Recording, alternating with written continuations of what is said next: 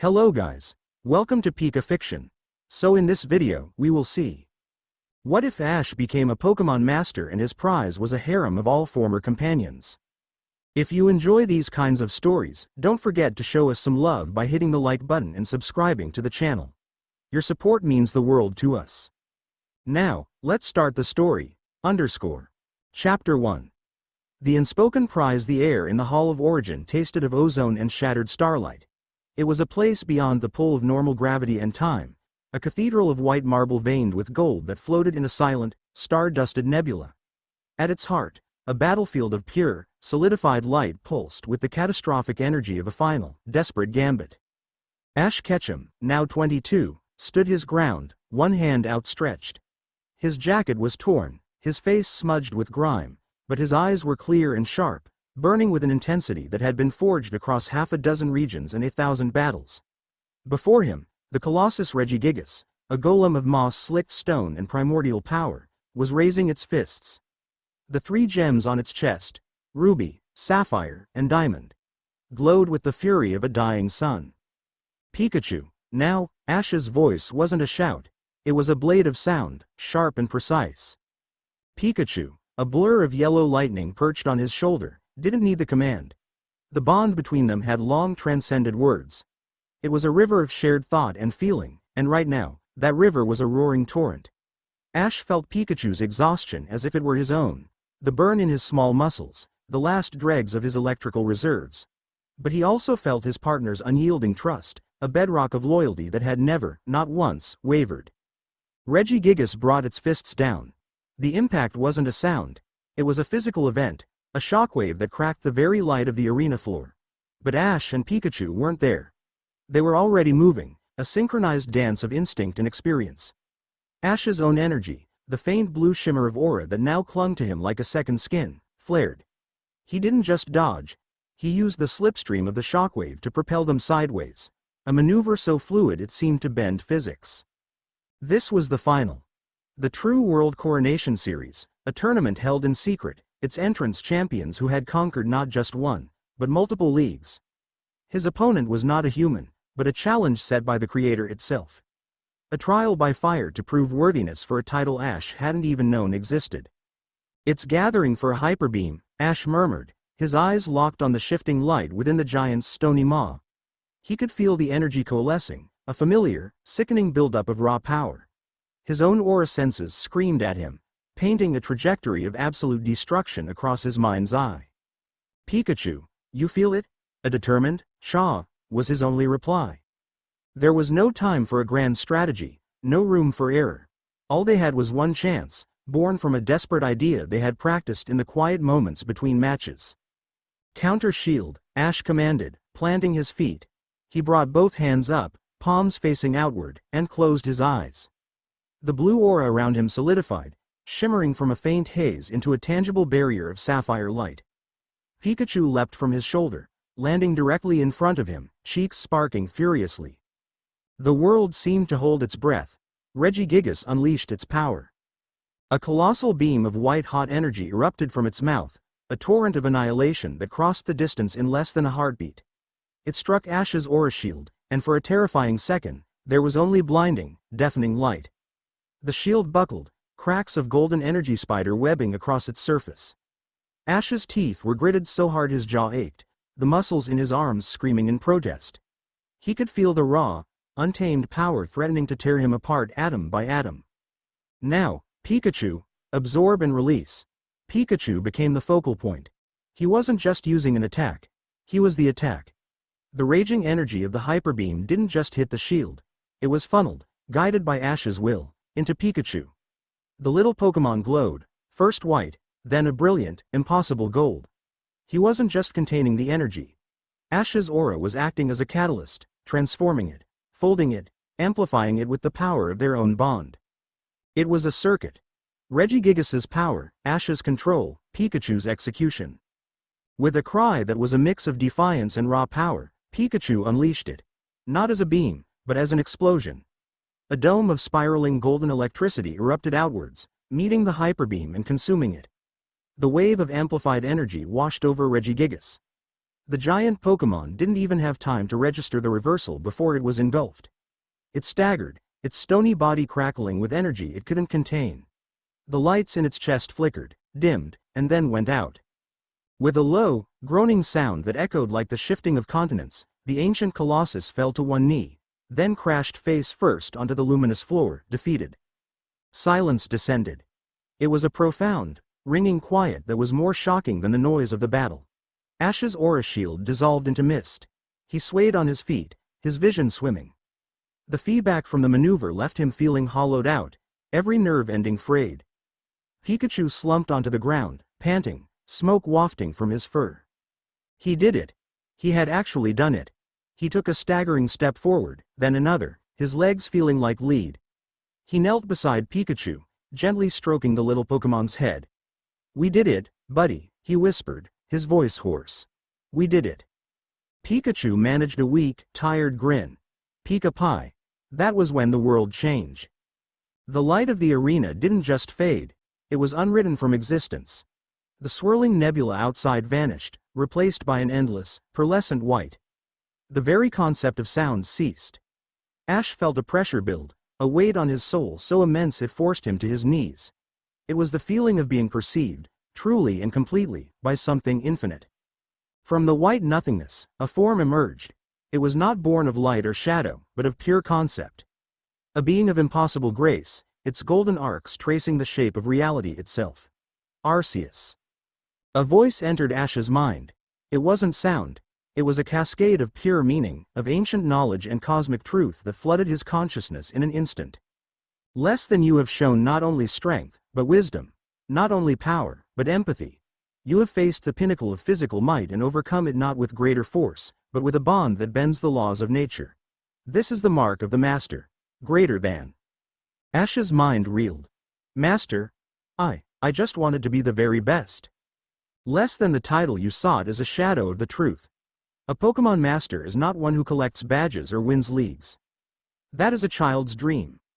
The true Master, a title bestowed only once in epic, is the arbiter of bonds. A guardian not of regions, but of the very connection that gives this world its voice. Greater than." Images flooded Ash's mind. He saw the first human offering a berry to a wary Pokémon. He saw the threads of light that connected every trainer to their partner, a luminous, chaotic, beautiful web that spanned the globe. He saw joy, heartbreak, victory, and loss, all fueling the strength of these connections. Then, the vision soured. He saw a creeping rot. A patch of the web turning gray, the threads becoming brittle and cold. He felt a chilling silence, an emptiness that didn't just lack sound, but lacked the potential for sound. It was an anti-music, a void that envied the song of life. Less than a blight grows in the hidden spaces between worlds. A cancer of stillness. The null. It views the unpredictable chaos of emotion, of the bonds you cherish, as a flaw in the fabric of creation.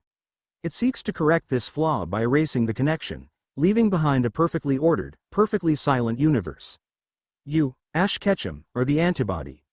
You are the arbiter, tasked with protecting the song. Greater than. Ash's head swam with the scale of it. Him? Protect the entire world from a cosmic entity of nothingness? He was just a trainer from Pallet Town. I don't know if I can, he managed to think, the thought feeling small and fragile in the face of the divine presence. Less than you will not be alone. Greater than asterisk a new thought, layered with something that felt almost like sympathy, entered his mind. Less than the arbiter's strength is the sum of his bonds. Your prize for this victory is not a trophy of gold, but the pillars that will support you. The strongest of your connections, drawn to your side. They're your anchor. And you, theirs. Greater than. Before Ash could process what that meant, the space around him fractured. A flash of cerulean blue and furious orange light erupted 10 feet to his left. A figure stumbled out of the light, landing in a crouch. It was a young woman with fiery orange hair tied in a side ponytail, wearing a yellow tank top and shorts. Her face, etched with fierce determination, was twisted in confusion and rage. Misty. She had been in the middle of a gym battle. He could almost smell the chlorine of the cerulean pool. Her Starmie had just launched a psychic attack. One moment she was commanding her ace, the next, she was here. Her eyes, the color of a stormy sea, scanned the impossible white void, saw the divine shape of Arceus, and then landed on Ash. Ash Ketchum. Her voice, the first real sound in this new reality, was a whip crack. What is this? What did you do? Before he could answer, another tear in reality opened.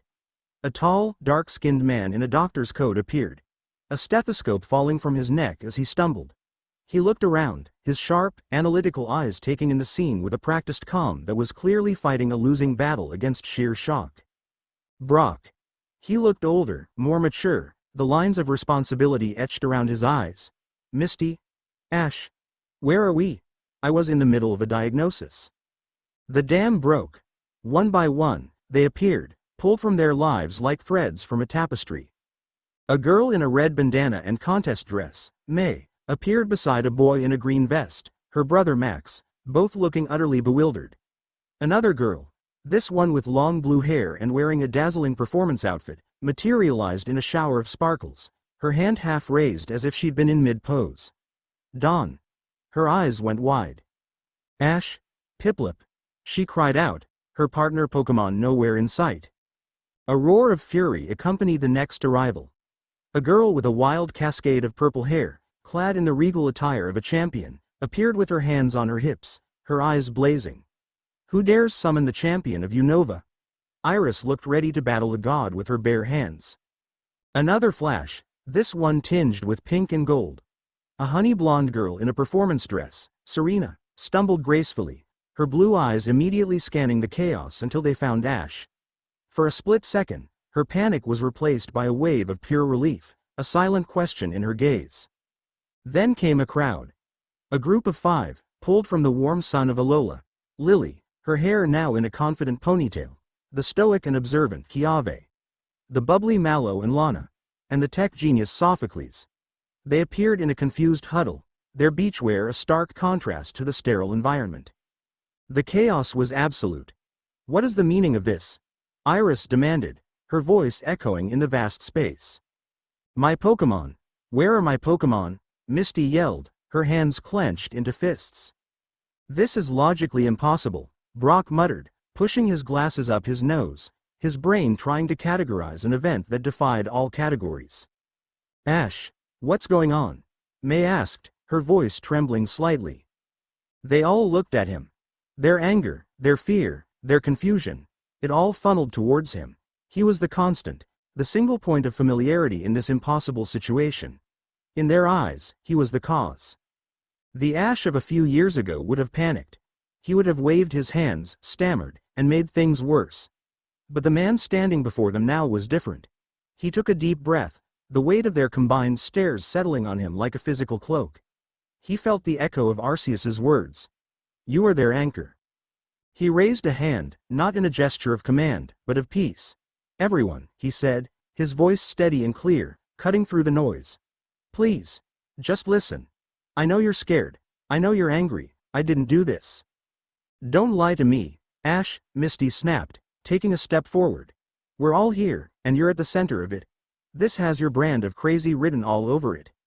She's right, Iris chimed in, crossing her arms.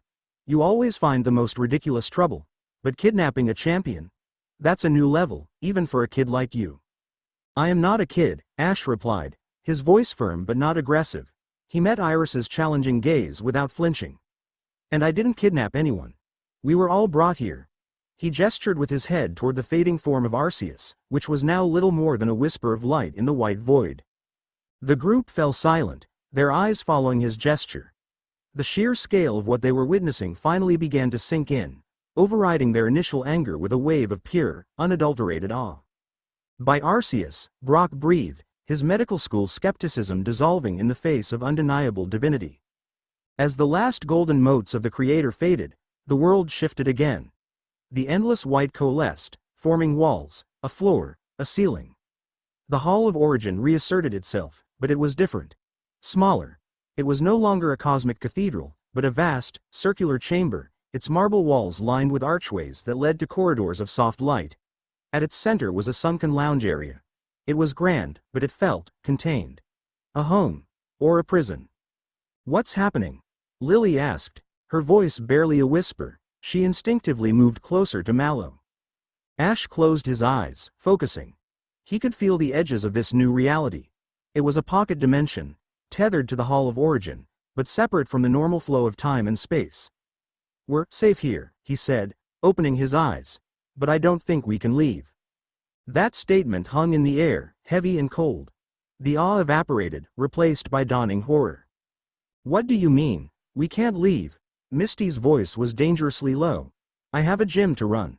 Sisters to manage. A life." "My restaurant," Mallow murmured, her usual bright expression crumbling. "My research," Sophocles squeaked. "My duties as champion," Iris stated, her posture rigid. "I can't just vanish." The dam of their composure broke again, this time not in anger, but in despair. Their lives, their responsibilities, their dreams, all snatched away in an instant. Serena was the only one who remained quiet, her gaze fixed on Ash, her mind clearly working, trying to piece together the cosmic puzzle he'd laid before them. Ash let them vent. He absorbed their panic, their pain, his own heart aching for them. He had wanted to be a master, and his victory had cost them their freedom. The irony was a bitter pill. When the wave of emotion subsided into a tense, simmering silence, he spoke again. "Arceus called me the arbiter of bonds," he began, his voice raw with the truth. "It said there's a threat, something called the Null. It's trying to erase the bonds between people and Pokémon. It's why we were brought here. Our bonds, the ones we all share, they're supposed to be the key to fighting it." "So what? We're your glorified cheerleaders," Iris scoffed, though her voice lacked its earlier bite. The fear was real now. "No," Ash said, shaking his head. "We're the front line. According to Arceus, we're the only ones who can be." It was then that the first attack came. It wasn't an explosion or a monster. It was a creeping, insidious wrongness. The air grew cold, a deep, unnatural chill that had nothing to do with temperature. The golden light veining the marble walls began to flicker and dim, turning a sickly gray. The vibrant, living energy of the Hall of Origin was being muted, as if a cosmic sound dampener was being applied to reality itself. "What is that?" Dawn asked, hugging herself as a shiver ran down her spine. Ash felt it as a physical sensation through his aura. A cold, static buzz at the edge of his senses, pressing in. "It's here," he said, his body tensing. "The Null." The effect on the Pokémon was immediate and terrifying.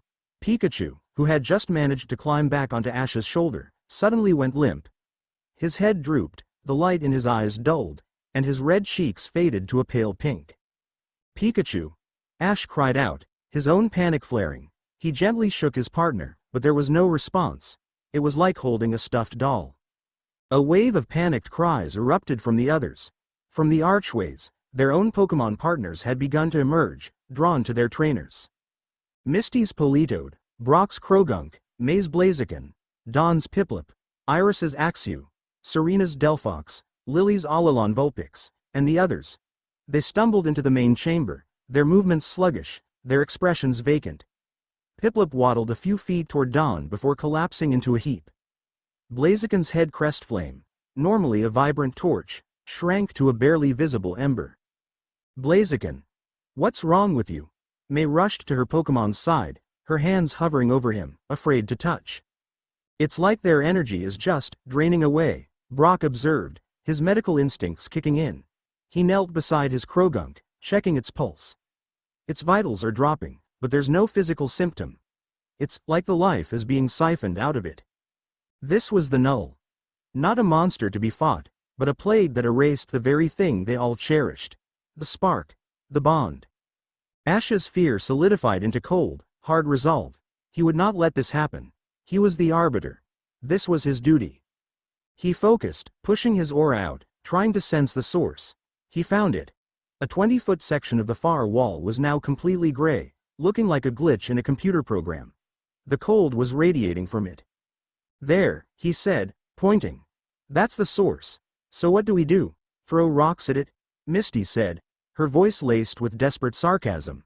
She was cradling her Politoed, its usual cheerful gurgle replaced by a dead silence that was breaking her heart.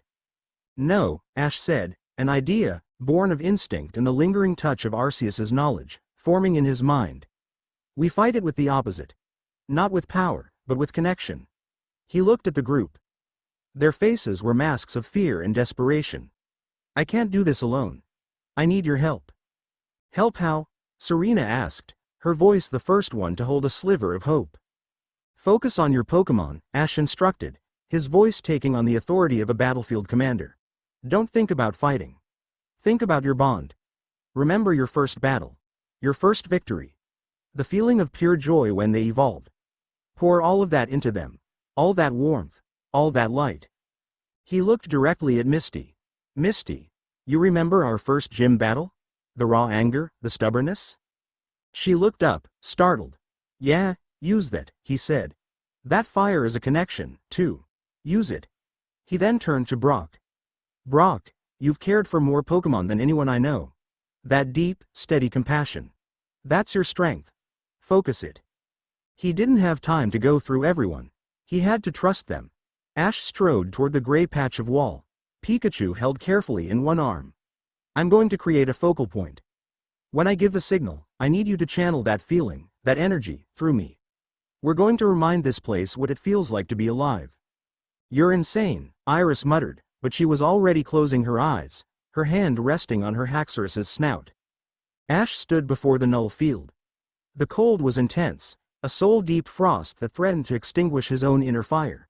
He planted his feet, took a breath, and let his aura explode outwards. It wasn't an attack, but a declaration. A brilliant sapphire dome erupted around him, pushing back against the encroaching gray. Now, he yelled. For a moment, nothing happened. Then, he felt it. A trickle of warmth. It was Brock's steady, calming presence. Then another, a spark of fiery passion. Misty. Then came a wave of coordinated grace and affection from May, Dawn, and Serena. The fierce, wild loyalty of Iris. The gentle, protective love from Lily and Mallow. It all flowed into him, a chaotic symphony of emotion and memory. The sapphire light of his aura began to swirl with other colors. The cerulean of Misty's rage, the earthy brown of Brock's care, the glittering pink of Serena's devotion, the wild violet of Iris's pride. It was a messy, untamed, glorious torrent of life. Push it back, Ash roared, focusing the combined energy into a single, cohesive wave. He slammed his free hand against the center of his own shield. The multicolored light surged forward, crashing against the gray wall. There was no sound, but the impact was immense. The gray flickered. Ash felt a resistance, a cold, monolithic will that had no anger, no hatred, only a profound, patient desire for everything to stop. He pushed harder, the faces of his friends flashing in his mind. He poured every ounce of his own history, every adventure, every goodbye, every hello, into the torrent. The image of Pikachu, his first and greatest friend, burned brightest in his mind. The gray wall buckled. A fissure of golden light cracked its surface. Ash and the others saw a glimpse through the crack. Not blackness, but an absolute void. A starless, silent abyss where nothing had ever happened and nothing ever would. It was a vision of such profound emptiness that it threatened to unravel their sanity. Then, with a final, collective push of will, the golden light exploded. The gray wall shattered like glass, dissolving into nothing. The cold receded instantly. Warmth and color flooded back into the Hall of Origin. The golden veins in the marble pulsed with renewed life. Across the room, a collective gasp went up. The Pokémon were stirring. Piplup shook his head and let out a defiant Piplup. Blaziken's crest flame roared back to life. Politoed gave a happy gurgle in Misty's arms. And on Ash's shoulder, Pikachu's ears twitched. His eyes blinked open, the familiar bright spark returning to them. He looked at Ash, then at the spot where the wall had been, and let out a low, questioning, Pika. Ash let out a breath he didn't realize he'd been holding for an eternity. He stumbled back, the strength leaving his legs, and fell to one knee. The effort had left him utterly drained, but they had done it. The companions stared, first at their reviving Pokémon, then at the wall, and finally at Ash. The anger was gone. The immediate panic was gone. In their place was a new, terrifying understanding. Ash's explanation hadn't been a crazy story. The threat was real. They had seen its face, or rather, its facelessness. And they had seen the only thing that could fight it. Their bond. And Ash, at the center of it all, was the only one who could wield it. They were in a gilded cage, ripped from their lives and shackled to a cosmic war they never chose. Their captor was also their only protector. The unspoken prize of Ash's ultimate victory wasn't a harem, or a trophy, or a title. It was a burden. A burden they all now had to share. Misty walked over, her expression unreadable. She stood over him for a long moment, the silence stretching. "Okay, catch him," she said finally, her voice devoid of its earlier heat, replaced by a chilling seriousness. "You'd better figure out how to win this thing. Because I am not spending the rest of my life in this fancy prison." She turned and walked back to her Pokémon, leaving Ash kneeling on the marble floor, the weight of his new world settling upon his shoulders. He had won. He was the arbiter. And he had never felt more alone in his life. Chapter 2. The Cerulean Current. The silence that followed their first victory was heavier than any argument. It was a silence filled with the ghost of a starless void and the chilling memory of vacant Pokémon eyes. They had returned to the luminous, marble prison of the Hall of Origin's antechamber, but the warmth and light of the place now felt like a mockery. It was a beautiful cage, and they had just seen the wolf circling outside. For what felt like an hour, no one spoke. Brock had immediately set up a makeshift diagnostic area, running checks on every one of their Pokémon, his brow furrowed in concentration. The Alolan group huddled together, speaking in low, worried tones.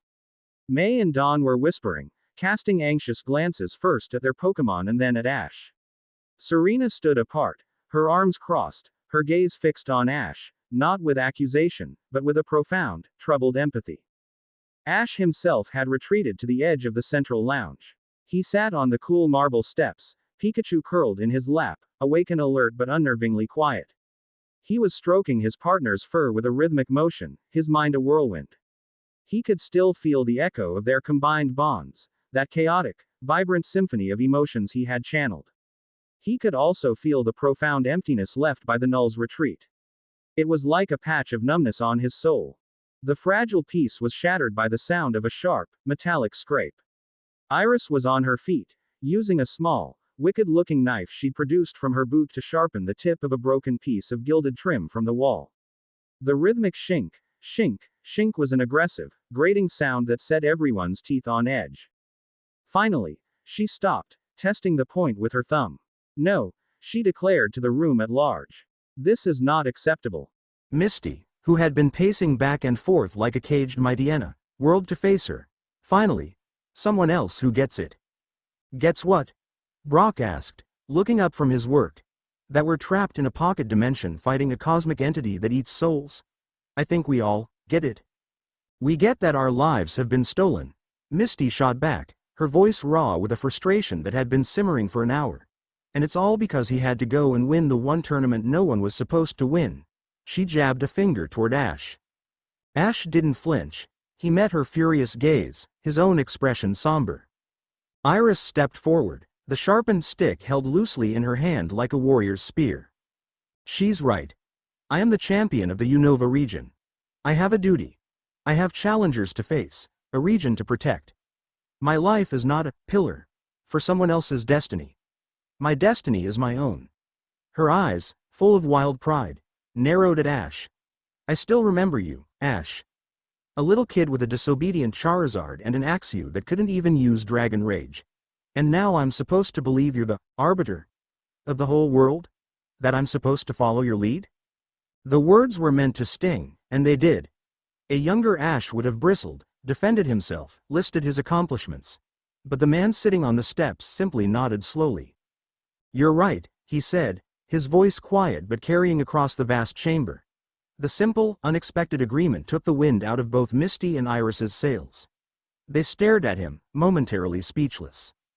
"I have no right to ask any of this of you," he continued, standing up. Pikachu hopped from his lap to his shoulder, a familiar and grounding weight. "You have lives. Responsibilities. Dreams you've worked your entire lives for. Misty, your gym is your family's legacy, the one you fought to make your own. Iris, you earned that champion title with your own strength and spirit. Arceus didn't give me a prize. It gave me a mission and drafted you all to help fight it. You have every right to be angry." He took a step toward them, his hands open at his sides. He wasn't posturing, he was surrendering.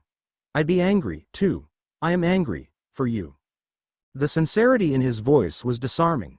Misty's glare softened, Just a fraction, the fury in her eyes replaced by a deep-seated frustration. So what does that change, Ash? Your being sorry doesn't get me back to my gym. My sisters are probably turning it into a water ballet theater as we speak. It doesn't change anything right now, Ash admitted, but it's the truth, and it comes with a promise. He looked from Misty to Iris, then let his gaze sweep over the others. This power, this arbiter role, I can barely control it. But I'm going to master it. I have to. And the first thing I will try to do, once I know how, is figure out a way to sever this connection. To send you all home. If that's what you still want when the time comes. The chamber was silent again. The offer was a shock. It wasn't the response of a conqueror or a chosen one drunk on power. It was the promise of a friend, a fellow captive who happened to be holding the map. Serena finally spoke, her voice cutting through the tension. And what happens to you then, Ash? If we all leave, you'll be facing that nothingness all alone. Ash gave a small, weary smile. That's my burden, not yours. Before anyone could respond to that, a sharp pain lanced through Ash's skull. He gasped, stumbling back a step, a hand flying to his temple. The numb patch on his soul flared with an icy, piercing cold. Ash! Serena cried out, taking a step toward him. What is it? Brock asked, instantly on alert. It's back, Ash gritted out, his eyes squeezed shut. The null. It's targeting somewhere. A cold spot on my mental map of the world. He focused, pushing past the pain, trying to get a clearer picture. The sensation was alien. Like trying to read a map made of emotions and finding a place where all the colors had been bleached to gray. He saw water. He saw a city by the sea. He saw a familiar blue-roofed building. His eyes snapped open and locked with Misty's. Cerulean City, he said, his voice grim. It's at your gym. Misty's blood ran cold. The argument, their confinement, all of it evaporated in a flash of pure, primal fear. My sisters, my Pokémon. We have to go, Ash said, his tone shifting. The weary friend was gone, replaced by the decisive commander from the battlefield. I can open a passage. A portal. But I don't know what we'll find. I'm coming, Misty said, her voice a low growl. There was no question, no hesitation. This was her home, her territory. We should all go, Brock said, standing up. We don't know what we're up against. No, Ash countered, shaking his head. A large group is a liability until we know the rules. We saw what it did to our Pokémon here. A smaller, faster team is better. He looked at Misty, then at Brock. Just the three of us. The original team. Everyone else, stay here. Barricade the main entrance. Focus on keeping your Pokémon calm and close. Pour your energy into them if you have to. This place is our sanctuary. We have to keep it that way. Iris looked like she wanted to argue, to insist on coming, but the look in Ash's eyes stopped her. It was the same look he'd had just before he'd faced Regigigas. It was the look of a man who saw the path through the storm and was already running it. Without another word, Ash closed his eyes. He reached out with his aura, not to the null, but to the memory of Cerulean City. He pictured the bridge where he'd first promised to replace Misty's bike. He pictured the blue arena, the cheering crowds. He focused all his intent on that location, and then, using the arbiter power he barely understood, he pulled. Reality twisted in front of him. The air shimmered, then tore open, revealing not a void, but a swirling vortex of blues and greens. Through it, he could see the interior of the Cerulean gym. Let's go, he said, and plunged through the portal. Misty was right behind him, her fear forged into a diamond-hard spear of anger.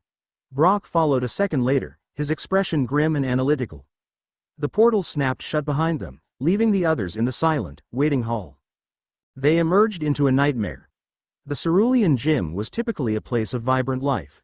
The sound of splashing water, the cheerful calls of Pokémon, the scent of chlorine in the humid air. It was Misty's home.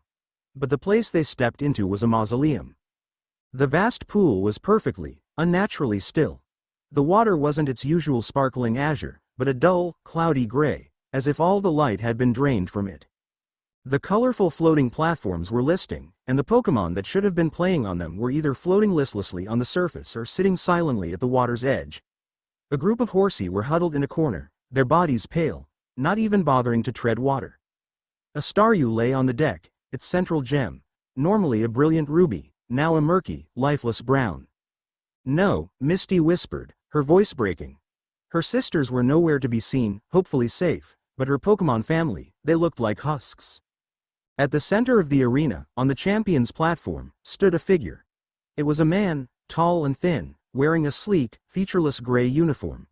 His hair was slicked back, and his face was utterly devoid of expression.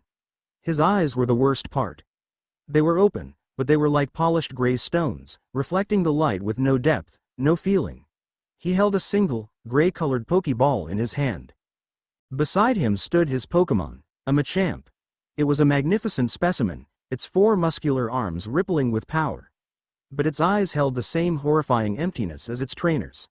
It stood in a perfect parade rest pose, its gaze fixed forward, its every muscle held in absolute, silent obedience. "Who are you?" Misty demanded, her voice shaking with rage. "What have you done to my gym?" The man's head turned, the motion smooth and unnervingly mechanical. His mouth opened, and a voice emerged that sounded like radio static trying to form words. "We are the correction. The bond is a flaw. Chaos. Inefficiency. We bring order. We bring silence." "He's one of them," Ash said, stepping up beside Misty. "A hollowed. His bond with his Pokémon, it's been inverted. It's not love or trust, it's just control." "Then we'll break it," Misty snarled. She reached for a Pokeball on her belt. "Starmie, go."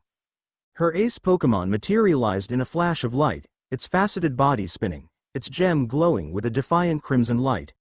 But the moment it appeared, it faltered. Starmie let out a low, warbling cry, the oppressive, silent atmosphere of the gym pressing in on it. "The null field is centered on him," Brock noted, his eyes scanning the area. "It's weaker than in the hall, but it's concentrated. It's actively suppressing the Pokémon." The hollowed trainer raised his hand. "Machamp. Submission. Crush palm." The command was flat, without inflection. The Machamp moved with blinding speed. It didn't roar or make a sound. It was just a silent, 4-armed engine of destruction. It crossed the distance in 3 long strides, its palm glowing with a sickly gray energy. "Starmie, psychic," Misty commanded. Starmie's gem flashed, but the psychic wave that emanated from it was weak, distorted. It shimmered against the Machamp's chest and dissipated with no effect. The Machamp didn't even slow down. "Dodge it," Ash yelled. But it was too late. The glowing palm slammed into Starmie's side. The Pokémon cried out in pain and was sent flying, crashing into the side of the pool with a sickening crunch. It slid to the ground, its body cracked, its gem flickering weakly. "Starmie!" Misty screamed, her heart seizing. "This isn't a normal battle," Ash said, his mind racing. "We can't win with brute force. The field is weakening our Pokémon and empowering his." He looked at Misty, at the sheer terror and fury warring on her face. He saw her bond with Starmie, a fiery, stubborn, and deeply loving connection, being assaulted. And an idea clicked. The same principle as before, but focused. Concentrated. "Misty, listen to me," he said, his voice urgent. "Recall Starmie. I have a plan, but I need you to trust me, completely." She looked at him, her eyes wide with desperation. Trust him? The one who got her into this mess? But then she saw the look on his face, not arrogance, but a desperate, focused certainty. She remembered how he had stood against the Null in the hall. She gritted her teeth and nodded, pressing the button on her Pokeball. "Starmie, return." The red beam shot out, but it struggled, flickering against the oppressive Null field. For a heart-stopping second, it seemed like it would fail, but finally, Starmie dissolved into light and returned to the ball. "Okay," Misty panted, clutching the Pokeball to her chest. "What's the plan?" "We fight together," Ash said. "Not as 2 trainers, but as one. Let Starmie out again. But this time, don't command it. Just connect with it. Feel your bond. I'm going to shield you both and amplify it." It sounded insane. But looking at the silent, approaching Machamp, insane was all she had left. "Okay," she breathed. "Okay." She threw the ball. "Starmie, I'm here." Her Pokémon appeared again, looking battered but resolute. The hollowed trainer pointed. "Finish. Cross chop." The Machamp's upper arms crossed over its chest, glowing with the same dead gray energy. It charged. "Now, Misty!" Ash yelled. He thrust his own hand forward, palm open. A thread of brilliant sapphire aura shot out from his palm, not touching Starmie, but enveloping Misty herself. Misty gasped. It was like a jolt of pure energy, but it wasn't physical. It was emotional. She felt a sudden, overwhelming clarity. The background noise of her fear and anger was muted, and all she could feel was her bond with Starmie, magnified 100 times. She could feel the stinging pain in Starmie's side, its weariness, but underneath it, she could feel its unbending will to fight for her. It was a raw, powerful, and beautiful feeling. What is this?" she whispered. "It's you," Ash's voice said, steady and close, though he was 10 feet away. "It's your bond, unfiltered. The null suppresses it. I'm protecting it. Now use it, don't command Starmie. Be Starmie." She understood. Closing her eyes, she didn't shout an attack. She focused on a memory. The feeling of cool, rushing water, the thrill of a high-speed spin. She poured the idea of a rapid spin into her bond. Starmie reacted instantly. It began to spin, faster and faster, becoming a whirling shuriken of purple and gold. But this was different. A faint blue corona, an echo of Ash's aura, now surrounded it. As it spun, it wasn't just deflecting the oppressive gray energy of the null field. It was actively shredding it, creating a small pocket of clear, vibrant reality around itself. The Machamp's cross-chop came down, aimed to shatter Starmie completely. But instead of a direct impact, there was a deafening screech of protesting energy. The gray of the cross-chop met the blue-tinged rapid spin and was violently thrown off course, slamming into the concrete deck and leaving a deep gouge. The hollowed trainer's expressionless face twitched, the first sign of anything resembling a reaction. Impossible. Order must prevail. He pointed again. Dynamic punch. All 4 of the Machamp's fists began to glow. "It's putting all its power into one attack," Brock yelled a warning. "Misty, we have to meet it head-on," Ash said, his voice strained. Funneling his aura like this was taking a massive toll. "You know Starmie's strongest attack. Not its most powerful, it's most yours. The one you two have perfected." Misty knew instantly. Hydro pump. But not just any hydro pump. Theirs was a spiraling vortex of power and precision. She focused, picturing the perfect execution, the precise angle, the overwhelming force. She poured her entire will, her stubborn pride, her love for her gym, into that single concept. Ash felt the surge of her intent and amplified it, pouring his own energy into the connection. "Pikachu, lend them a spark," he commanded. Pikachu leapt from his shoulder, cheeks blazing. He didn't fire a thunderbolt at the Machamp. He fired it at Starmie. The bolt of electricity didn't harm the water type. It was absorbed into the swirling vortex of Ash's aura and Misty's intent, adding a crackling, golden charge to the attack. "Now!" Misty and Ash yelled in perfect unison. Starmie's gem glowed with the light of a star going nova. It unleashed its hydro pump. But it wasn't just water. It was a pressurized, spinning drill of water, wreathed in blue aura and crackling with golden lightning. It was a physical manifestation of their combined will. The electro-aura hydro pump met the 4-fisted dynamic punch in the center of the arena. For a second, there was an impossible stalemate. Gray energy fought against a torrent of blue and gold. The very air vibrated. The dead water in the pool began to ripple and churn. Then, with a sound like tearing reality, the bond-fueled attack overwhelmed the cold, empty power. It blasted through the dynamic punch, engulfing the Machamp in a vortex of electrified water. The giant Pokémon was lifted from its feet, its body convulsing not from pain, but from the sudden, violent influx of raw, chaotic, living energy it was no longer equipped to handle. It crashed into the back wall and slumped to the ground, its limbs twitching, the gray light in its eyes sputtering and dying. The hollowed trainer stared. He didn't look angry or defeated. He just looked blank. He looked down at his empty hand, then at the defeated Machamp. The static-like voice whispered one last thing. "Error, chaos, system." And then he simply stopped. His eyes remained open, but the stony light was gone. He stood perfectly still for a moment before his joints unlocked, and he collapsed like a marionette with its strings cut. The null field evaporated. Color and sound rushed back into the world. The water in the pool shimmered, turning from gray back to blue. The listless Pokémon stirred, shaking their heads as if waking from a long nightmare. A happy chorus of confused chirps and cries filled the air. Starmie stopped spinning, panting heavily, but its gem was bright, its body whole. The blue aura around it faded. Ash stumbled, cutting the connection, and the feedback hit him like a physical blow. He staggered, and Brock had to grab his arm to keep him from falling. Ash, Misty cried, rushing to his side. She looked at him, then at her Starmie, then at the collapsed forms of the trainer and his Pokémon. She had felt it. She had been part of it. A partnership so seamless, so powerful, it was unlike anything she had ever experienced. It was terrifying. And it was awe-inspiring. Brock was already kneeling beside the fallen Machamp. His expression was grim. Ash, Misty, you need to see this. They walked over, their hearts pounding. The Machamp was breathing. Its muscles were relaxed. There were no visible injuries from the final attack. But its eyes, they were just eyes. There was no spark, no spirit, no life behind them. I don't understand, Misty said. It's not knocked out? It's worse, Brock said, his voice low and heavy. He shone a small penlight from his medical kit into the Pokemon's pupil. There was no reaction. Vitals are stable. Brain activity is minimal, just autonomic functions. It's empty. He looked up at them, his face pale. We didn't just defeat it.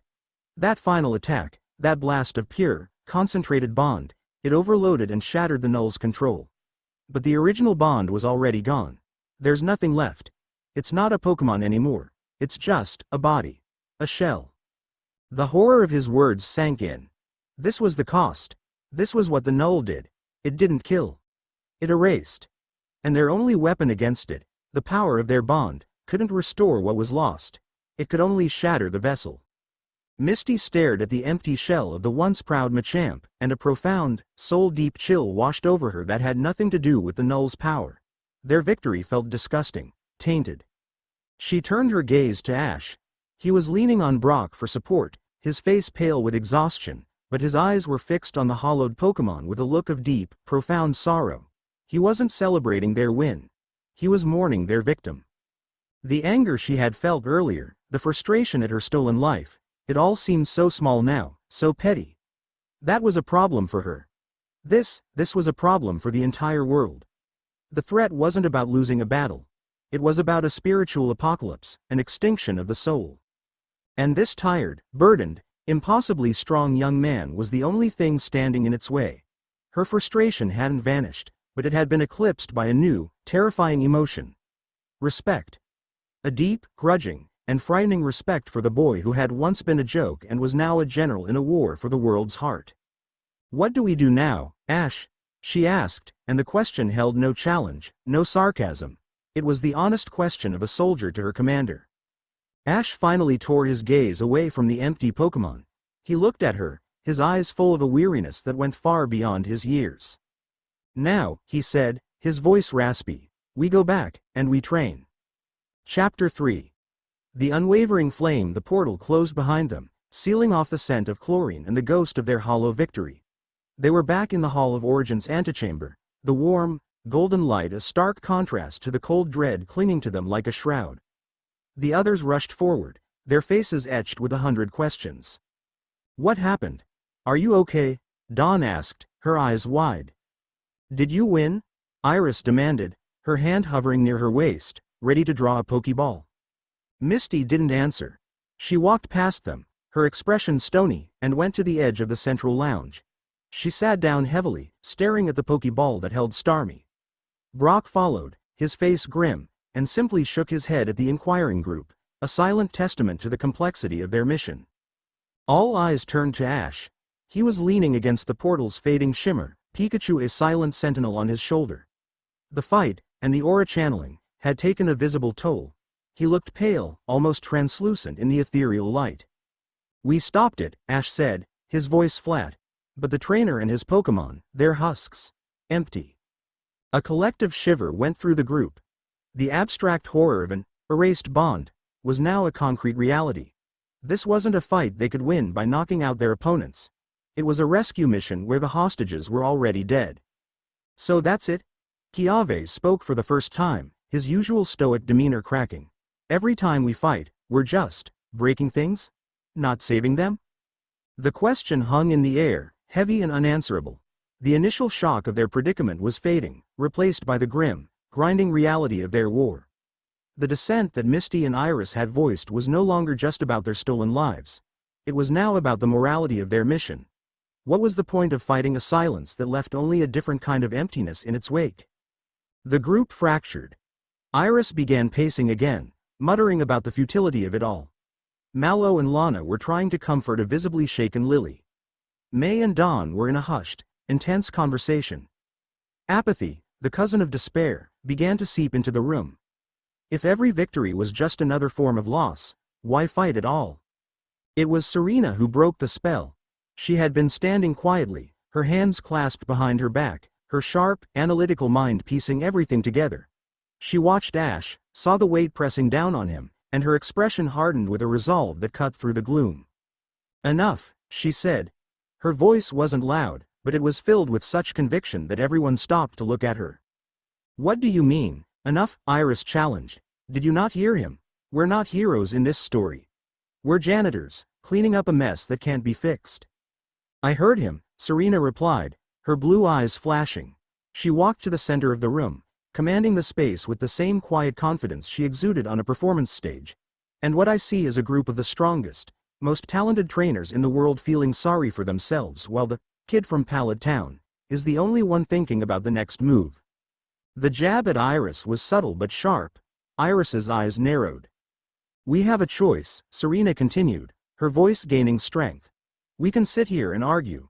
We can fight Ash, which is the same as fighting each other, because our bonds are what tie us here. We can wait for this null to pick us off one by one, to turn our homes into gray, silent tombs. Or, we can accept the reality of our situation and start acting like the champions, gym leaders, and top coordinators that we are." She turned her gaze on the group, one by one. "Misty, you're a water-type specialist whose strategies can change the flow of any battle. Brock, you're a doctor who understands Pokémon biology better than anyone. Salon," she said, nodding to the green-haired connoisseur who had been quiet until now, "you evaluate compatibility and harmony. That's literally what we fought the null with. May, Dawn, me. Our performances aren't just for show. They create waves of positive emotional energy. What do you think we were just doing, if not that?" She took a breath, letting her words sink in. "Ash is the arbiter. He's the lens that can focus our power. But we are the light. Fighting him is pointless. Ignoring the mission is suicide. The only logical path forward is to train, together." She finally looked at Ash, her expression softening. "He promised to find a way to send us home. The fastest way we can make that happen is by giving him the strength he needs to win this war. We need to learn how to synchronize. To combine a gym leader's tactics with a coordinator's flair and a connoisseur's insight. We need to become an army. Not his army. Our army." The speech was a masterstroke. It didn't dismiss their anger or fear. It validated their skills, reframed their purpose, and offered a proactive path forward. It was a call to arms disguised as a logical argument. The mood in the room shifted palpably. The despair began to recede, replaced by a flicker of reluctant purpose. Brock nodded slowly, a thoughtful expression on his face. "She's right. From a tactical and medical standpoint, understanding how our different disciplines can interact with Ash's aura amplification is our most logical step." Dawn looked at May, a new light in her eyes. "She has a point. Our appeals, maybe they can be used as a defensive perimeter, to shield civilians." Iris was still resistant, but the seed of Serena's logic had been planted. Her pride was still wounded, but the appeal to her strength as a champion was not lost on her. Later, as a semblance of order returned and the companions broke off into smaller groups to discuss, to strategize, to simply process, Ash found Serena standing alone by one of the archways, staring into the corridor of soft light. "Thank you," he said, his voice quiet. He stood beside her, not crowding her space. She didn't look at him, a small, sad smile playing on her lips. "For what? For stating the obvious? Someone had to." "No," he said gently. "Thank you for believing in me, when I wasn't sure I believed in myself." The admission was raw, vulnerable. He was the arbiter, the leader. But in that moment, he was just Ash, and he was scared. Serena finally turned to look at him. The years had changed them both. The girlish crush she'd once had was still there, a warm ember in her heart, but it was now part of a deeper, more mature admiration. She saw the man he had become, the weight he carried. She saw the cracks in his armor. "I always have, Ash," she said softly. "From the moment you jumped off Prism Tower to save Pikachu, I knew. You don't see limits. You just see what needs to be done." She reached out, her fingers hesitating for a second before she placed her hand on his arm. The touch was light, but it sent a jolt of warmth through him, a current of strength that had nothing to do with aura. "You're not alone in this. I won't let you be." He looked down at her hand, then back up to her eyes. There was a universe of unspoken understanding in that gaze.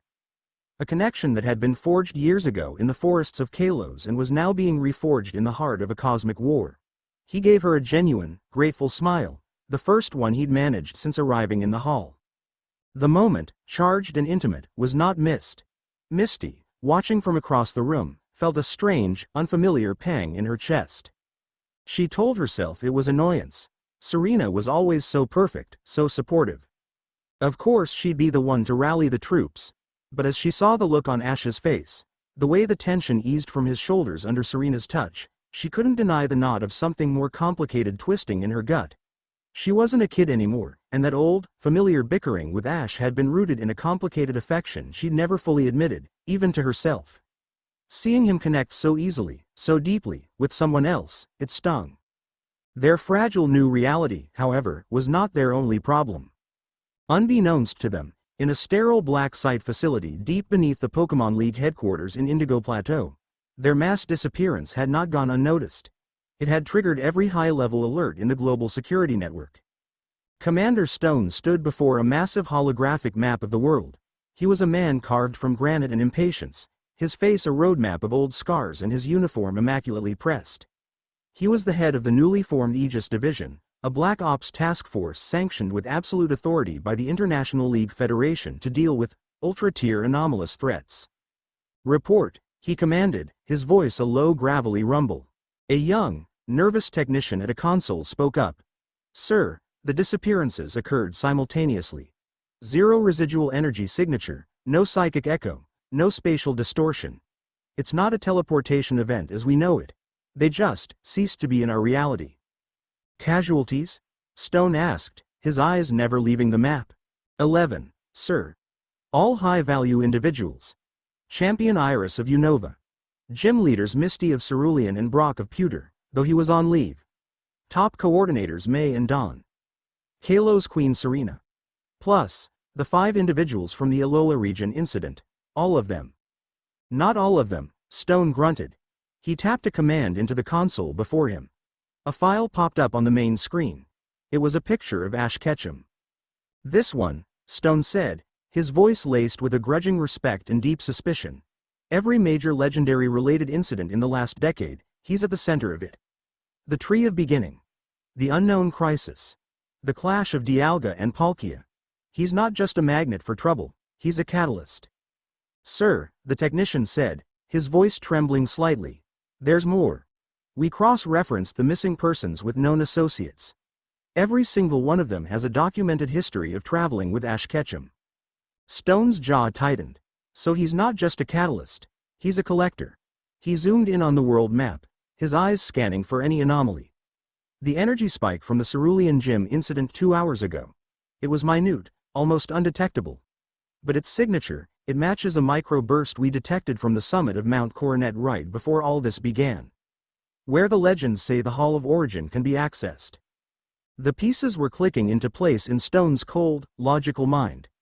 A powerful individual with a history of interacting with god-like entities.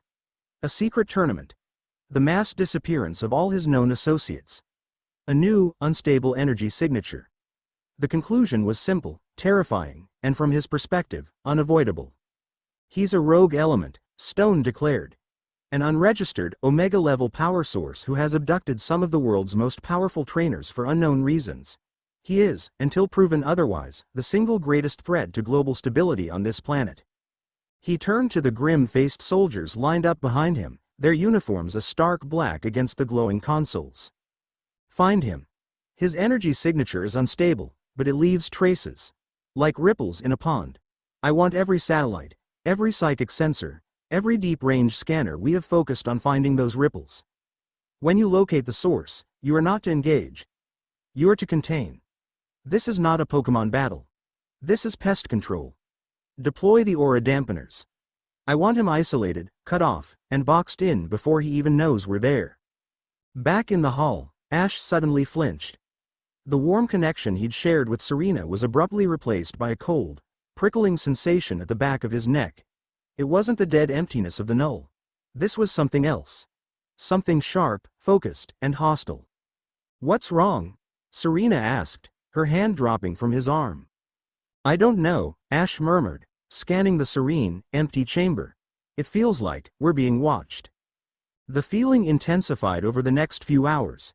It was a low-level hum of anxiety that put everyone on edge. As Serena had proposed, they tried to train. Ash worked with May and Dawn, trying to see if he could amplify the emotional resonance of their Pokemon's contest moves. He sparred with Kiave, testing the limits of his own physical abilities. But the feeling of being hunted, of an unseen enemy drawing a net around them, was a constant distraction. The attack came without warning.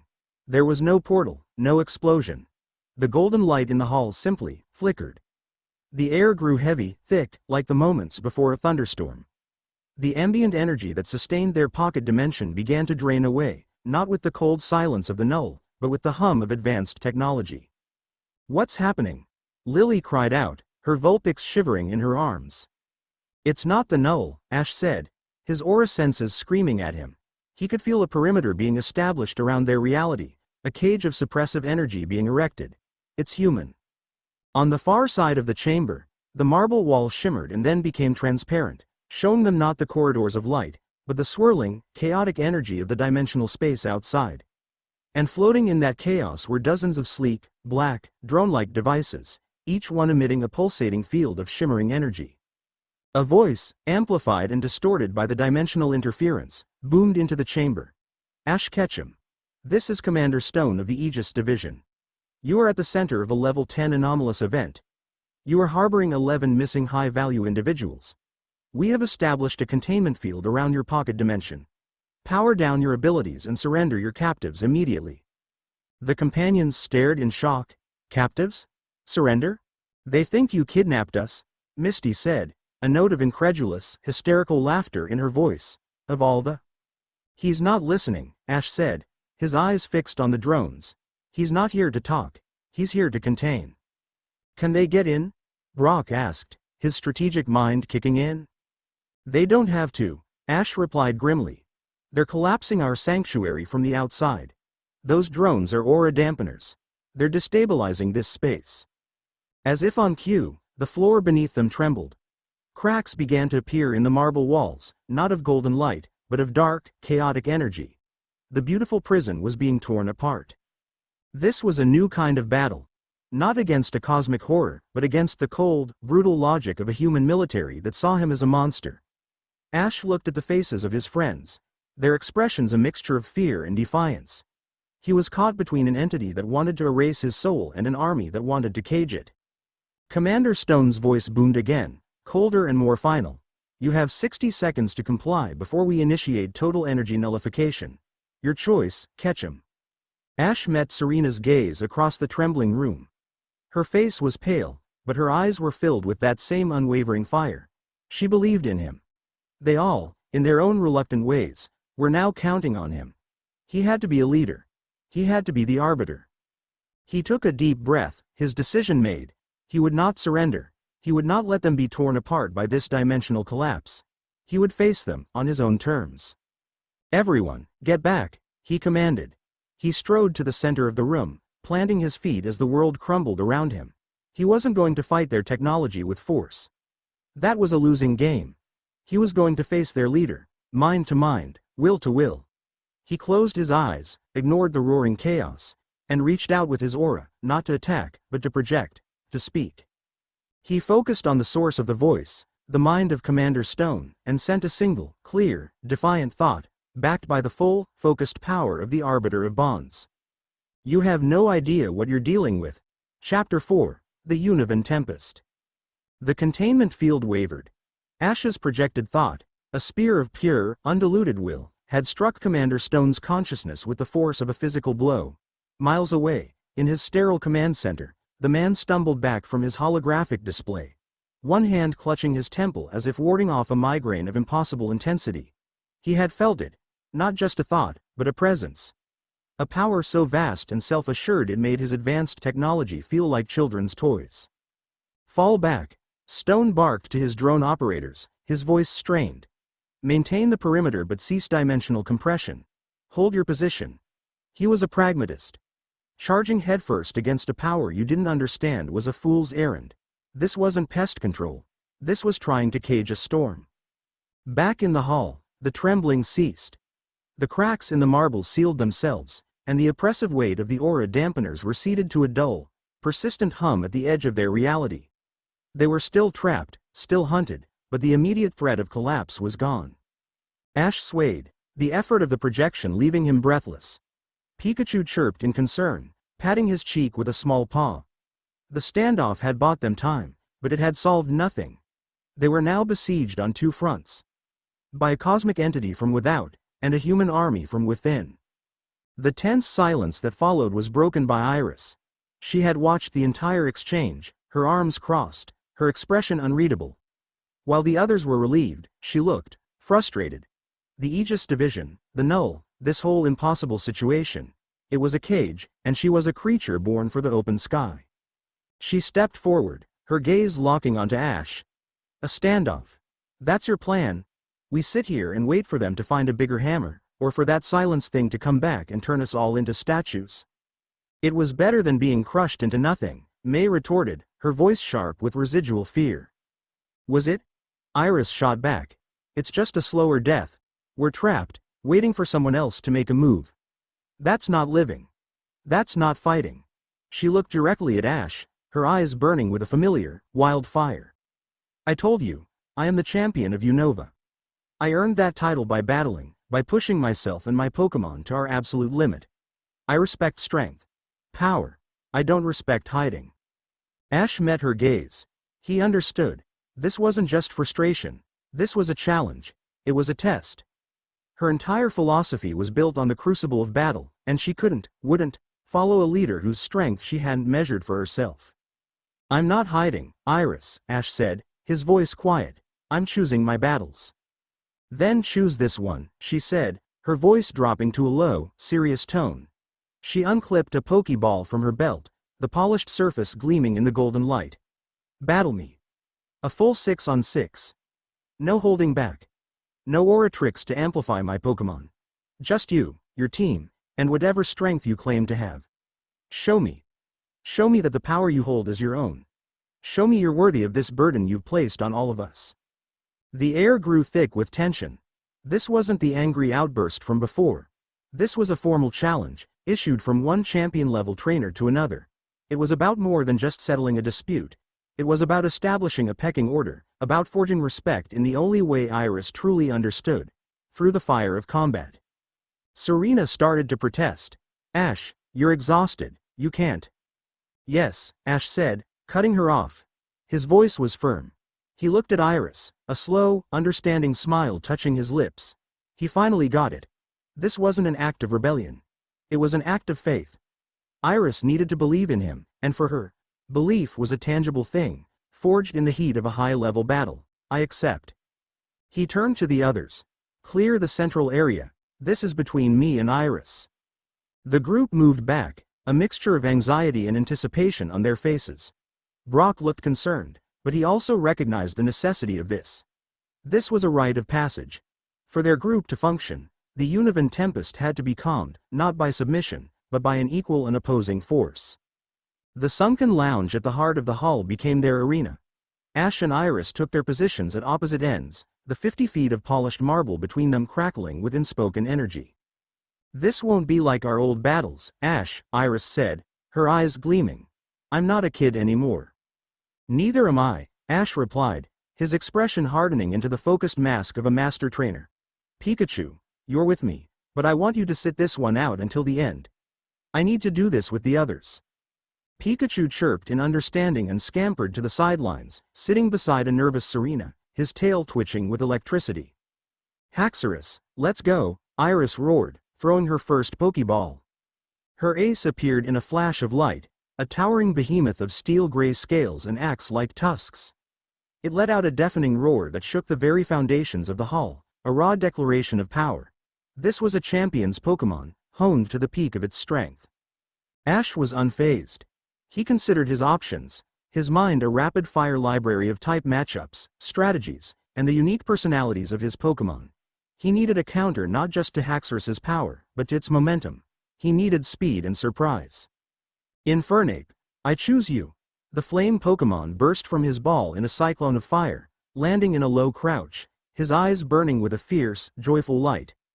The old rivalry and friendship between Ash's team was a palpable thing. Infernape saw the powerhouse Haxorus and grinned, pounding his fists together in anticipation.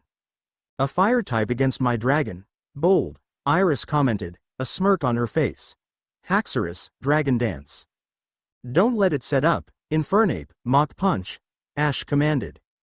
Haxorus began its dance, a blur of motion that wreathed it in crimson energy, boosting its speed and attack. But Infernape was already a bullet of flame and fury, crossing the arena in an instant. The priority move slammed into Haxorus's side, a solid, cracking impact. It wasn't enough to do major damage, but it was enough to break the Dragon Dance. Now, Flare Blitz. Ash pressed the attack. Infernape became a living comet, cloaking himself in brilliant blue-white fire and charging. Meet it head-on. Outrage. Iris roared back. Haxorus's eyes glowed red. It lowered its head and charged, its tusks crackling with draconic energy. The two titans met in the center of the arena in a cataclysmic explosion of fire and fury. The shockwaves sent ripples through the air, forcing the spectators to shield their eyes. When the dust settled, both Pokémon were still standing, panting, singed and bruised, but unbroken. The battle raged. It was a masterclass in high-level combat. Iris's strategy was one of overwhelming power, each command designed to shatter her opponent's defenses. Her Hydreigon's Draco Meteor was a terrifying shower of destruction, which Ash's Sceptile countered with a lightning-fast leaf storm, using the swirling leaves not just to attack, but to create a vortex that deflected the meteors. Her Aggron was a walking fortress of steel, whose heavy slam was met by Ash's Crocodile, emerging from a subterranean dig to strike at Aggron's less armored underside, a classic guerrilla tactic. Each of Ash's choices was unconventional, a testament to his years of thinking on his feet. He didn't just rely on type advantages. He used his Pokémon's unique strengths and his deep, personal understanding of them. He had his Gliscor use its immense wings to create a sandstorm, providing cover for his other Pokémon and chipping away at Iris's team.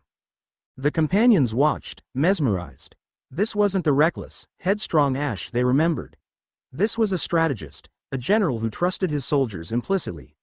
His commands were crisp and precise, but he also gave his Pokémon the freedom to improvise, to use their own instincts. It was a partnership, a symphony of controlled chaos. Finally, it came down to the last Pokémon on each side. Iris's Haxorus, battered and bruised but still standing, its rage keeping it on its feet. And Ash's Sceptile, sleek and fast, but visibly tiring. It's been a good battle, Ash, Iris said, her voice hoarse with exertion but filled with a newfound respect. But this is the end. Haxorus, Giga Impact. Haxorus roared, cloaking itself in a swirling vortex of purple and gold energy. It was an all-or-nothing charge, an unstoppable force of pure physical power. Ash took a deep breath. Sceptile was too tired to dodge. A defensive move wouldn't be enough. He had one chance. A risky, all-or-nothing gambit that honored the very power Iris revered. Sceptile, Ash said, his voice calm and clear, Frenzy Plant. Sceptile roared and slammed its hands on the marble floor. But instead of the massive roots erupting from beneath Haxorus, Ash had a different target in mind. The roots, thick as pythons, erupted in a tight circle directly around Sceptile itself, weaving into a makeshift, living cage. Haxorus, an unstoppable missile, slammed into the wooden cage. The sound was of a forest being felled in a single instant. Wood splintered, cracked, and exploded outwards. The Giga Impact was so powerful it carried through the destroyed roots and slammed into Sceptile, sending it flying backwards. But Ash's gambit had worked. The Frenzy Plant hadn't been an attack. It had been a shield. A sacrificial, organic buffer that had absorbed the catastrophic first wave of the Giga Impact. Sceptile was heavily damaged, but it was still conscious. Haxorus, on the other hand, was now utterly spent, locked into the recharged state of its ultimate move, vulnerable. Now, Ash said, his voice a blade. Leaf blade. With the last of its strength, Sceptile pushed itself to its feet. The blades on its arms glowed with a final, desperate burst of emerald light. It dashed forward, a green blur against the white marble, and delivered a single, decisive slash across Haxorus's chest. The giant dragon type stood for a second, its eyes wide, the last of its rage fading. Then, with a low groan, it collapsed. The battle was over. Silence. Ash stood panting, his whole body humming with adrenaline. He had won. But it had been by the slimmest of margins, a victory earned through a risky strategy that could have easily backfired. Iris stared at her defeated ace, then she slowly raised her head to look at Ash. The wild fire in her eyes was gone. In its place was a look of profound, unshakable respect. She recalled Haxorus, then walked slowly across the arena floor, stopping in front of him. She held out her hand. "That was a good battle," she said, and her voice was different. The challenge was gone, replaced by the genuine admiration of an equal. "You're not a kid anymore, Ash Ketchum." Ash took her hand, his grip firm. "You're not so bad yourself, champion." A fragile truce had been forged. A pillar of their new army had been solidified not through command, but through mutual respect. But as if summoned by the immense, chaotic display of power, a new alarm screamed through Ash's senses. The cold. Not the focused, hostile probe of the Aegis division, but the vast, soul-crushing emptiness of the null. And this time, it was not a small, targeted incursion. It was a tidal wave. "It's back," Ash gasped, pulling his hand away from Iris's, "and it's big. It's everywhere." His mental map of the world lit up with patches of gray rot, but one area was a festering wound of absolute nothingness. Unova. Specifically, a remote, mountainous region he recognized from Iris's stories. "The village of dragons," he breathed, his blood running cold. Iris's head snapped up, her newfound respect for Ash instantly eclipsed by raw, primal fear. "No, my home." The Null wasn't just sending a hollowed. It was a full-scale assault on the heart of Iris's world, a place sacred to her and brimming with the powerful, ancient life force of dragon types. It was a declaration of war. "We have to go. All of us," Ash commanded, his voice leaving no room for argument. The time for small teams was over. This was a crisis. This is what Serena was talking about. We fight this together, or we lose everything. He didn't wait for a response. He closed his eyes, focusing on the distant, agonizing scream of the dragon types, and tore open a portal large enough for all of them. The swirling vortex showed a horrifying scene. A sky turned a sickly gray, the mountains themselves seeming to crumble into dust, and in the center of it all, a colossal, shadowy serpent made of pure void, a void worm, coiling around the peaks and draining the very life from the land. "For Unova!" Iris roared, her fear galvanizing into a champion's fury. She was the first one through the portal, her remaining Pokémon already being released. One by one, the others followed, their faces set with grim determination. Their internal conflicts were forgotten, burned away by the sight of the apocalypse unfolding before them. This was their first true test as a unified team. They emerged into a dying world. The air was thin and cold, and the vibrant energy of the sacred village was gone, replaced by a suffocating silence. Dragon types, Zweilous, Drudagon, even young Dano, lay on the ground, their scales fading to gray, their bodies twitching feebly. The Void Worm, an avatar of the Null's power, let out a silent roar that tore at their minds. It wasn't a sound, but a wave of pure despair. "It's too powerful," Kiave yelled over the psychic din. "Our attacks will go right through it." "Don't attack it directly," a voice called out. It was Salon, his usual flamboyant demeanor gone, replaced by a sharp, analytical focus. He was using his connoisseur's senses to evaluate the worm itself. It's not a physical being. It's a harmonic resonance of negative energy. Attacking it with raw power will only feed it. "So what's the vintage of this nightmare, Salon?" Ash yelled back, shielding his mind from the worm's despair wave. "It has a key frequency. A weakness," Salon shouted, pointing. "Its energy is unstable where it's corrupting the land itself. We need to disrupt its harmony." The plan formed in Ash's mind, a symphony of their disparate talents. Brock, Lily. Set up triage. Now. Save who you can. Chiave. Sophocles. Use your fire and electric types to create a perimeter. Don't attack the worm. Create a wall of heat and energy to stop the null field from spreading to the lower villages. The two nodded and sprang into action, directing their Pokémon with military precision. May, Dawn, Serena, Ash yelled. You're our counter-frequency. I need a performance. The biggest, loudest, most joyful one of your lives. Drown out its despair with your light. Weaken it. The three coordinators exchanged a determined look. Sylveon, let's go. Serena called out. Piplup, Spotlight. Cried Dawn. Beautifly, Silver Wind, May commanded. They began their performance not for judges, but for the fate of the world. Dazzling ribbons of light, graceful dances, and showers of glittering scales erupted in the gray landscape, a defiant beacon of life and beauty against the encroaching void. The psychic pressure from the worm lessened, its silent roar now tinged with a discordant hiss of irritation.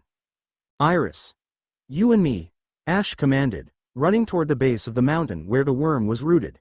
We're going to the heart of it. Iris ran beside him, her face a mask of grief and rage. What are we going to do, Ash? I can't even get my Pokémon to fight it. You're not going to fight it, Ash said, skidding to a halt at the epicenter of the corruption. The ground here was cold and dead, like ash. You're going to talk to it, and I'm going to give you the microphone. He knelt, placing his hands on the dead earth. I can't destroy a concept like the null.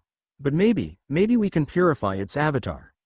He closed his eyes, and a massive dome of sapphire aura erupted around them, shielding them from the worst of the worm's power. Iris, you are a dragon master. Your bond with these Pokémon is deeper than blood. I want you to reach out, not with anger, but with your connection. Remind this land what it means to be a dragon. I'll be your conduit. Iris looked at the dying dragons around her, then at the titanic void worm. She understood. This wasn't a battle of power. It was a battle for the soul of her home. She closed her eyes and knelt beside Ash, placing her hands over his. She didn't think about fighting. She thought about the first time she'd held a young Axew. She thought about the pride of soaring on Dragonite's back. She poured every ounce of her wild, untamed, loving heart into her bond, a raw, powerful torrent of draconic spirit. Ash grunted, his body trembling as he accepted her immense emotional energy and began to channel it. His aura flared, the sapphire light turning a brilliant, fiery gold. He funneled their combined will, his arbiter's power and her dragon master's soul, down into the dead earth. The ground began to glow. A web of golden light spread from their hands, racing across the gray landscape, a wave of life pushing back the tide of death. The void worm shrieked, a true, audible sound this time, as the purification wave struck its base. It wasn't being destroyed. Its connection to the null was being severed. The stolen life force it had absorbed was being ripped away from it and returned to the land. The effort was titanic. Ash felt like he was trying to hold back the ocean. Black spots danced in his vision, and a sharp, coppery taste filled his mouth. But he held on, anchored by Iris's unwavering will beside him. With a final, deafening roar, the void worm dissolved. Not into nothingness, but into a shower of golden motes of light that rained down on the village. The gray sky broke, letting beams of sunlight stream through. The mountains regained their color. And all around them, the fallen dragon types stirred, their scales regaining their luster, their bodies filling with renewed life. They had done it. The moment the worm vanished, the strength left Ash. The world tilted violently, and his consciousness dissolved into a pinpoint of light. He collapsed, his last sensation the feeling of the hard, cold ground rushing up to meet him. Ash. He heard Iris's cry, distant and distorted. Then, a cacophony of panicked voices. He felt hands on him, turning him over. The faces of his friends swam above him, blurred masks of concern. He saw Iris, tears streaming down her face, a look of fierce gratitude in her eyes. He saw Serena, her face pale with terror, her hand reaching for him. He saw all of them, a chaotic, dysfunctional, beautiful family, united in their victory and in their fear for him. His last thought before the darkness took him completely was a simple, profound realization. Serena had been right. They weren't his pillars. They were a single, unbreakable circle. And he was just one part of it. The end. Thank you for watching this video. Please be sure to subscribe to our channel and like this video.